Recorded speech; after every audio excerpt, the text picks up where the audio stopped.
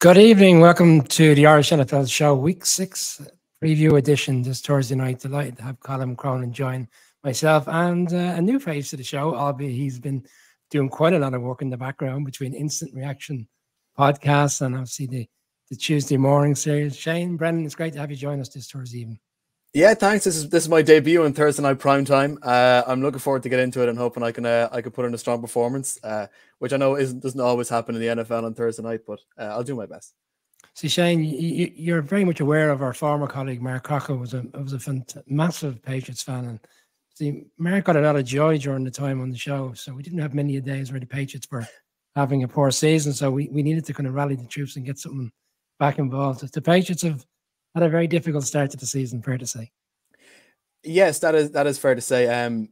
I mentioned in the Instant Reaction on Sunday that if there's any fan base that deserves their share of pain after the years of living in the stratosphere, it's us. So I'm sort of embracing it, but the fall from grace has been simply stunning. So I'm happy to take all the beatings, all the gloatings. Thank God we're finally getting back in now. As much of the Boston media is getting in their fight back against Bill Belichick after Bill Belichick being so cold after all these years. So go on, all the you know what? It's finally nice seeing the Patriots down. I'll take it all. Keep firing away. No, we're not really in much of a position to be gloating. Colin was 1-4. We're 1-4. The New York Giants, and obviously Colin's team are playing tonight on Thursday Night Football. For anyone who wants to check out our Thursday Night Football preview, that is available across all podcast platforms. Self, Colin, Andrew Morgan, and we had Matt and Derek from Chiefs Digest join us to go through that game, which kicks off later this evening, 1:20 in the morning. This opening segment is, as always, brought to you by RealPoint, demonstrating the value of global PR and comms. Check out their website, www.realpoint.com. Okay, let's get into it. So Sunday afternoon, Steph and Shane will be there in various capacities at this game on Sunday, which is the Titans coming to London to face off against the Baltimore Ravens. I'll kick off with you, Colin. Titans are on the plane at the moment, judging by the nature of the social media content gone out this evening, and the Ravens have been there since Monday. So bearing in mind all the talk we had last week of teams not arriving in time, surely this is a Ravens victory all over it. Well, I spoke to Mike Herndon, and that podcast will be available over the weekend. He has one of the best named podcasts I've ever come across, football and other F words. And he said that there have been plenty of F words in relation to the Titans this season. The O-line has really struggled. Now, they've had 2 wins. And when I was thinking about this, I went with Hank Thompson had a song, The Wild Side of Life. And for both of these teams, I think you could say that. The Ravens had a game that they threw away. They probably should have had more than 30 points last week. The issue that I spoke to with Mike, and he goes into great detail about this, is if the Titans can bully you, if you cannot match them and their attitude, they are going to be able to beat you. But their next 4 games, and I would say beginning here with the Ravens, they're going to meet teams that are very difficult to bully, to impose your will on. And the Ravens, just sometimes you get those results in the league where things just don't go your way. Zay Flowers had an off game, and in his absence, nobody else really stepped up. They're getting players back. They're getting healthier. And I just think that the Titans O-line is going to struggle. Derrick Henry is averaging fewer than 4 yards a carry. It's the lowest of his career to date. I don't think he's completely washed, but I do think they need to lean more into Spears, using them as a 1-2 punch. I think this will be kind of a knockdown, drag-out fight between 2 coaches who, will both use interesting tactics at times, I'm sure. Ultimately, I do think the Ravens get the win, but I think this could be an intriguing matchup in London. Shane, we've also got another podcast coming this weekend on the Ravens side of things from Brian Wacker from the Baltimore Sun, and he was taken back by the questions going around this week whether Lamar is worthy of this contract. But anyone who watched that game last weekend, and even the Colts game, doesn't seem to be down to Lamar and players not catching the ball and doing what they should do. And seems to be a bit of a friction between various medias who are kind of very much on the Lamar train. Are you on the Lamar train for this game in terms of them winning this game, or you see Titans who nearly won last weekend. 2 home wins. This is on the road, surely, albeit it's deemed to be a home game. They are on the road. Columns touched on it too. They've lost their home game. Sorry, they lost their road games. Is this a Ravens victory? I think it is, mainly because the Ravens really need to prove that they are much better than they performed against the Steelers over the weekend. I mean, like Colin alluded to, they really should have scored 30 points, but, you know, Lamar Jackson can't do everything. Your quarterback can throw a ball, can throw a fantastic ball, but someone has to catch them, and they just weren't catching them, holding onto the ball properly in what was a very messy offensive battle between Pittsburgh and Baltimore over the weekend. I mean, when the entire stadium is chanting "Fire Matt Canada," and Pittsburgh Steelers still managed to find a way to outscore you, you're doing something seriously wrong. So the Ravens, I think the fact that they have taken the initiative to get to London early, I think they realize the importance of this game, to not let London be something that can derail their season, so they can keep the momentum up to put themselves firmly on top of the AFC North. Because now that the Bengals seem to be back after, mind you, it's only after one game, you know, the Ravens need to say, hey, we're still ahead. We're you know, we should be, people are saying they should be 5-0, and they probably should be 5-0, but they just haven't had the steel to finish games off. And it was a similar story to last year when they had in the early part of the season when they found ways to lose games that they shouldn't have lost. That's the way things have gone so far in Baltimore. But what I'm fortunate enough to go with a couple of friends, both of whom will be wearing Titans jerseys. So I don't know, I might, just to be contrarian, I might wear something purple. Actually, sorry, one of them is wearing a Houston Oilers jersey for the throwback, real throwback fans. But I'm really looking forward to seeing how Lamar Jackson in particular will react to this, because at the same time that your superstar is getting paid all the money, can't do everything. Can he be the spiritual leader to get his entire offense back singing the same tune again?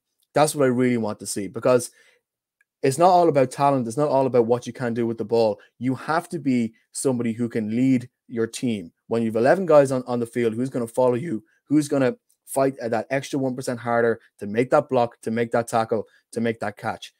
After the showing in Pittsburgh, the Ravens really need to pull that out. And I'm really looking forward to seeing what they can pull out against the Titans team that could beat them if they're singing well. But if the Ravens are playing like we know the Ravens can, they should win this by 2 scores, I think. John Harbaugh seems very relaxed this week, bearing in mind the last time he was there, he was very uptight, and they lost 44-7 to the Jags back in 2017. Arrived in on the Friday, didn't seem very keen on being there in the first place. I think he understands the nature of where the NFL are in terms of growing the sport internationally. Ravens for me on Sunday, I think we to get back on track, and I think the Titans' road struggles continue. Now, a team who's continuously struggling throughout the course of the season, and Colin, you touched on it on Tuesday night, there seems to be a little bit of discomfort with Frank Reich and obviously the owner in terms of how the draft process was managed. And they're going into Miami, and we saw last weekend when a team is struggling going into Miami, there's only one result, and that is an offense that goes up and puts a number of different ways of beating you with different players. But their rookie running back is out now. It looks like he's gone to week 11. Is that a factor in this game, or are you confident the Dolphins will overcome this and win comfortably on Sunday against the Panthers team that have yet to have a win this season? I mean, is Achan loss? Absolutely. He's been a fantastic rookie. He's had a great year to date, but you would imagine with Mike McDaniel, with Tyreek Hill, with Waddle. Remember that they hung 70 on the Broncos without Waddle, and he is a serious wide receiver. So I think they will be able to scheme around, Achan's loss. He's gone on IR, but they are going up against a Panthers team. And who are, like, I have never seen the head coach talk basically so openly. I mean, again, like people, I think there might be people who say, oh, but really, did he mean? Yes, he absolutely was talking about the fact that David Tepper interfered in the pick.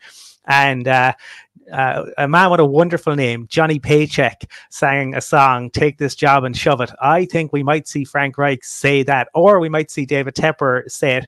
I was listening to Kevin Clark, who previously with the Ringer, moved across to Omaha Productions. The Mannings got him, and he was talking, I suppose, in relation to where Bill Belichick might go, and the fact that sometimes these billionaire owners, can want to kind of a footballing mind. Could that be an escape route, and could he move on from Frank Reich if things go really poorly this season?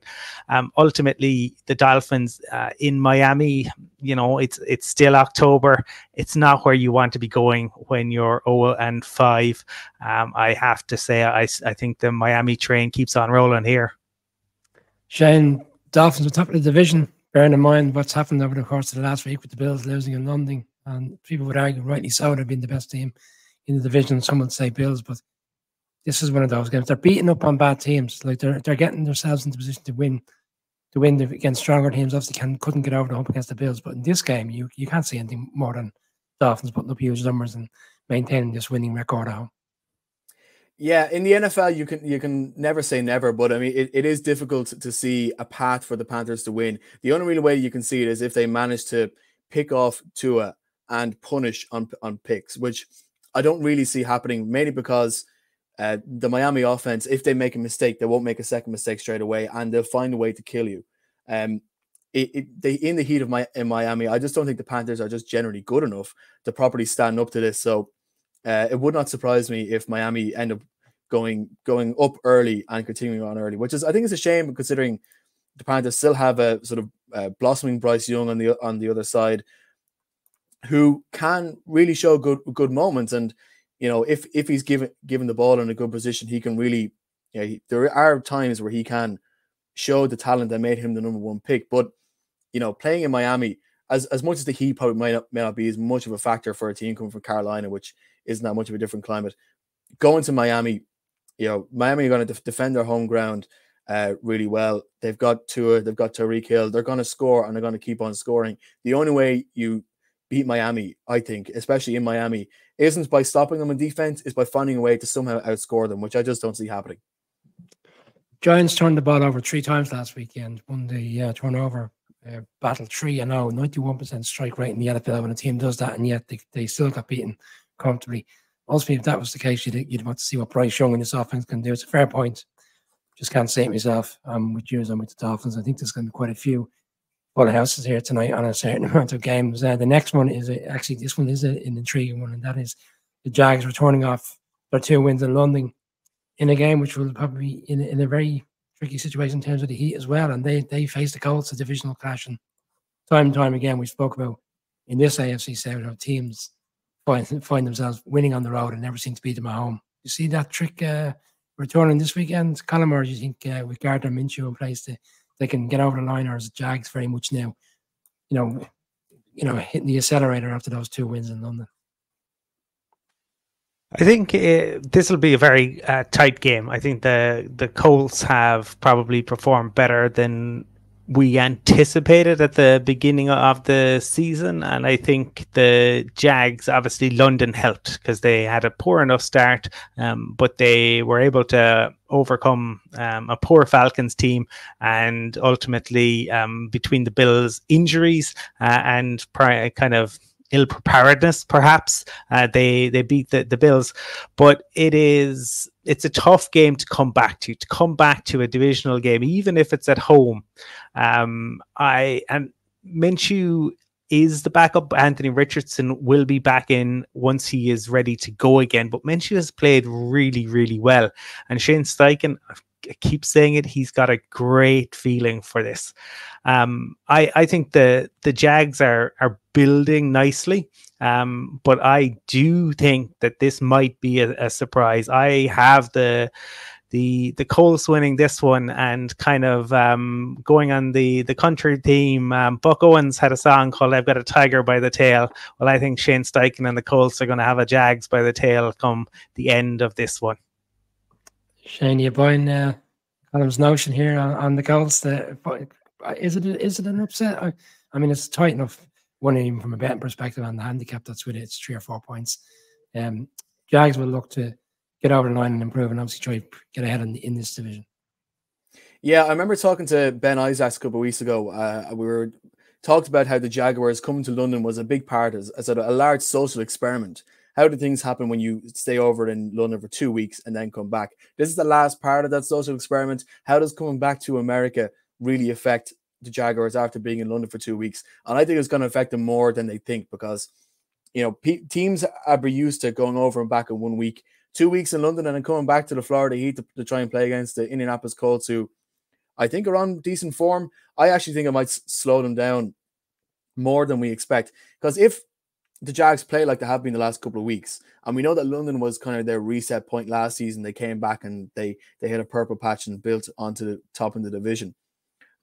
If the Jags come back and do something similar again, then they're going to be a very good team to play against. But honestly, I can see this one being a little bit stuttering for Trevor Lawrence and co, because the Colts haven't had too much traveling to do. It's a divisional game against a team that they're familiar with, so it'll be much easier, or they'll be much better prepared coaching wise. And the Jags are trying to reset again for the second time in the space of a month after a long period away from family and friends and all that kind of thing. So I would not be surprised at all if the Colts find a way to win this. And I think Gardner Minshew as well, if he is going to be under center, which I believe he is, he's been playing quite strongly. So I don't see any reason why the Colts can't win this.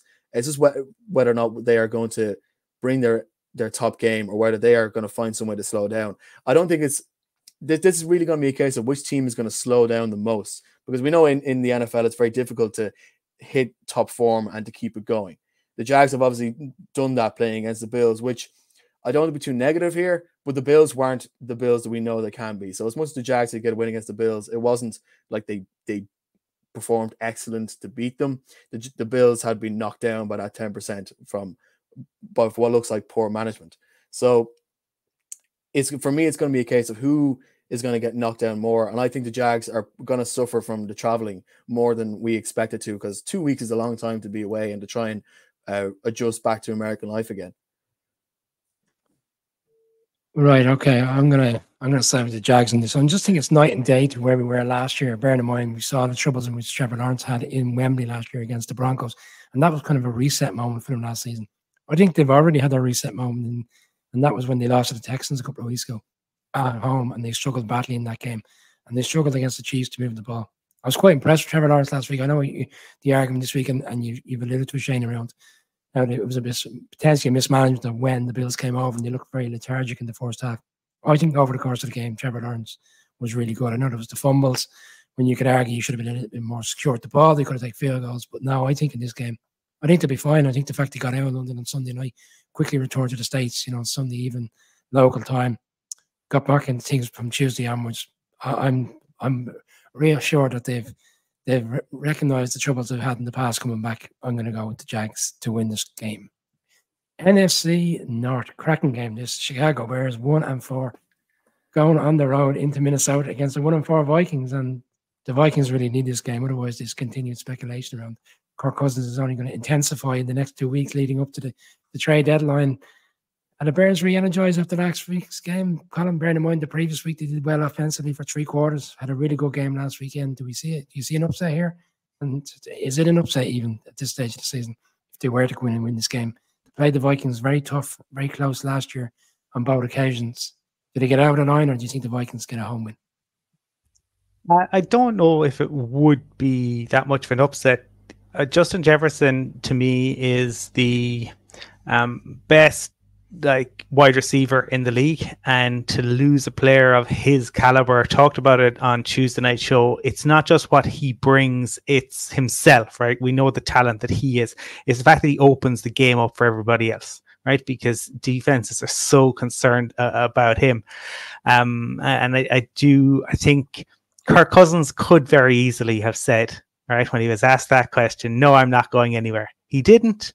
I think it's still very difficult for it to get done, but I think the fact that he didn't say that, no, I'm definitely staying here, I'm not open to a trade, I don't want that to happen, that was interesting, right? He kept the speculation going, and Kirk is around long enough and experienced enough to know what he was doing in that instance. I think, for both of these franchises, it's a bit, friends in low places, because neither of them are probably where they want to be right now. I think the Vikings are going to be in probably full rebuild mode, and this is tough, because I don't think there's that much difference between the Vikings last year and the Vikings this year. But with the Jefferson injury, with the speculation around Cousins, with the fact that the defense, I think, has a much better coordinator, but they don't have the players that for a Brian Flores defense, I'm going to say the Bears get the win at Soldier Field, he said, with not a whole lot of conviction. Who would have thought it, Shane, after the way in which we're talking about the Bears after the Broncos game, and they go and put a 40 down last weekend. Are you going with this Bears talk as well? I'll tell you one thing. For me, anytime a Bears win a game, it's a surprise. And I watched the Thursday night game last week, and I thought they were fantastic on offense. It's almost like beforehand they were playing whilst they were asleep, and then they got like 20 cans of Red Bull into them and just really flicked on from the start. They were a completely different team.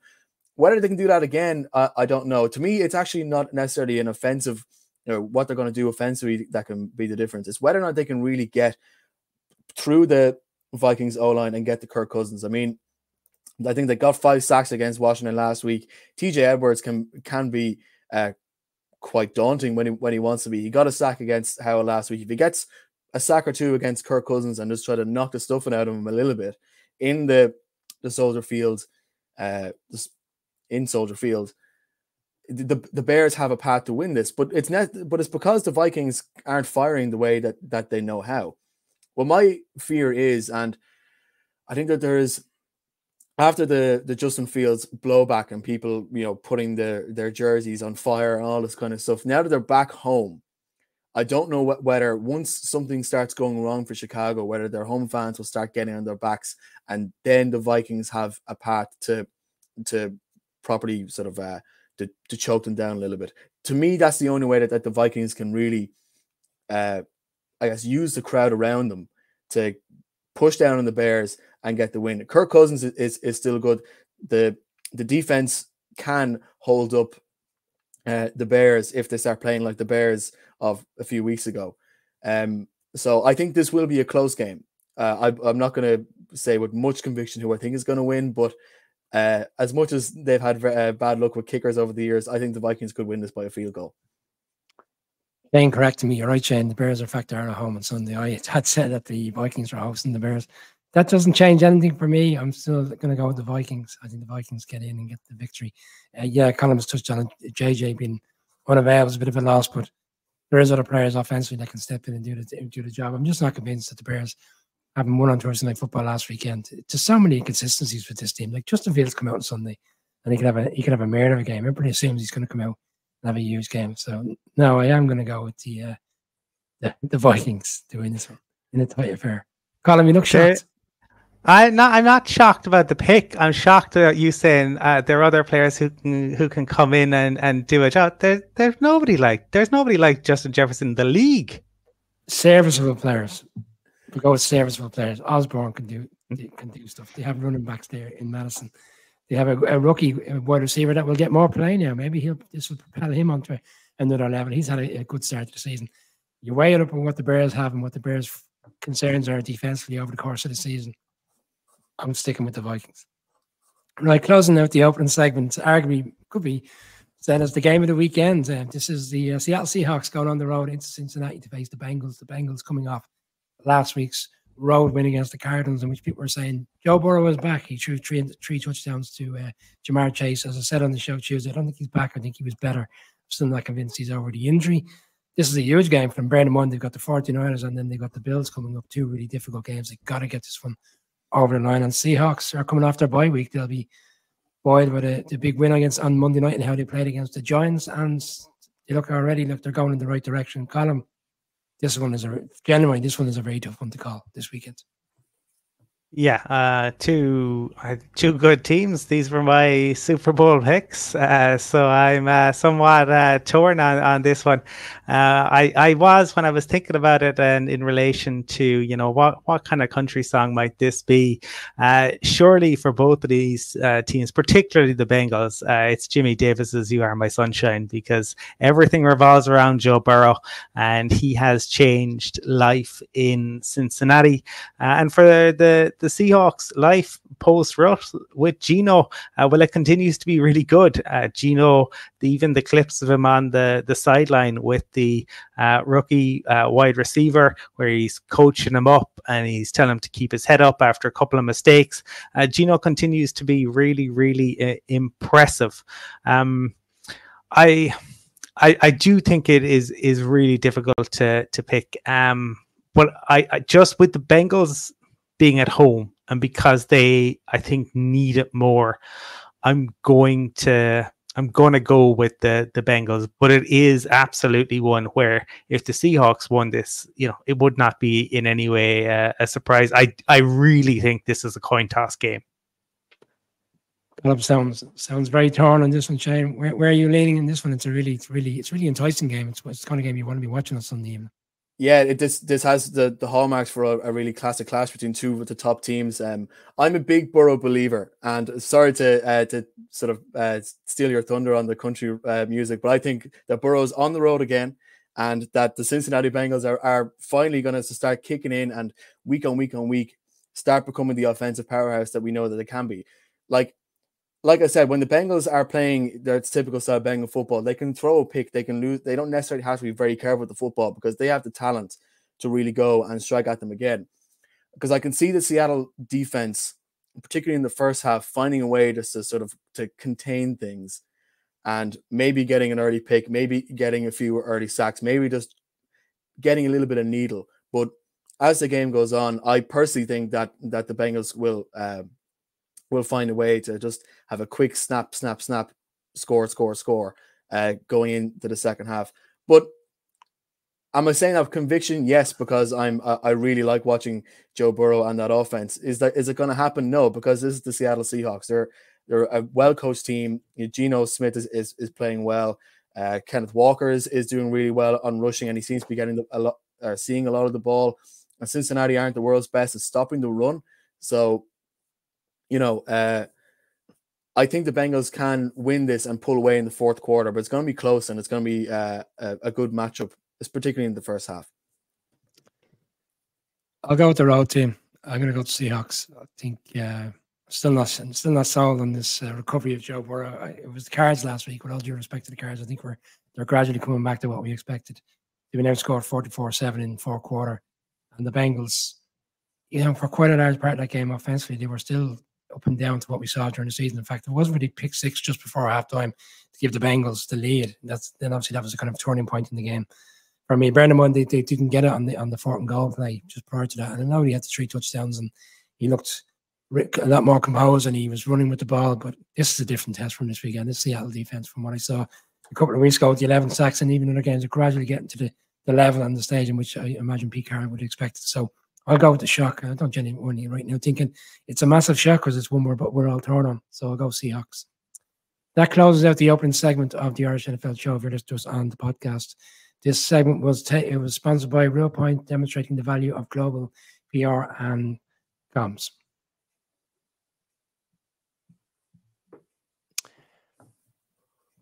Next game, guys, is an enticing one, and that is the New Orleans Saints going on the road to the Texans.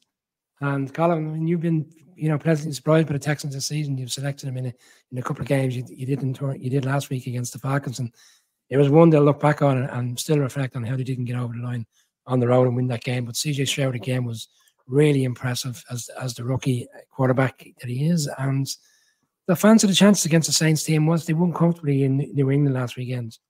They're not really setting the world afire offensively. They're very much reliant on the defense. How do you see this one playing out on Sunday? Yeah, I don't know if people watching or listening to it have heard Stroud talk about that kind of last drive that he orchestrated, he's so impressive. Like, he's impressive on the field, he's impressive. He talked about how he was essentially dissecting the defense, and it came both from what he was seeing on the field and also from watching tape and kind of knowing the players' traits. For a rookie, I mean, he really has taken to the league like a duck to water. I mean, they were showing it last week. What was it? 177 was when he set a new record. He's won in and around 190 now already. So you wonder how many more now, look, there's going to be interceptions at some point. There will be, I suppose, what would you say? Some rocky moments ahead. But Hank Williams saying, "I saw the light," and that is the Texans. For so long, they were in the wilderness, really poor decisions. Nick Caserio, and they've got it right again. With Mike Herndon talked about it, and you can hear that he was saying if he had a choice in the AFC South for the next 10 years, he had to pick one team to back on. And it pains him as a Titans fan. He said it would be the Texans. The Saints, I think, bullied a really bad Patriots team last week. I don't think they'll be able to bully this Texans team. I'm going to maybe go for a surprise, but they're at home. I think the Texans bounce back from last week and they get the victory over the Saints here. Shane, Saints obviously did a number on your Patriots last weekend. Defensively very strong, have been for quite a lot of the season, which has led to the victories, bearing in mind I suppose the inefficiency of the offense at times. Are you buying the Texans at home in this one, or you think the Saints and the experience that they have defensively will have enough to get over the line and take care of CJ Stroud?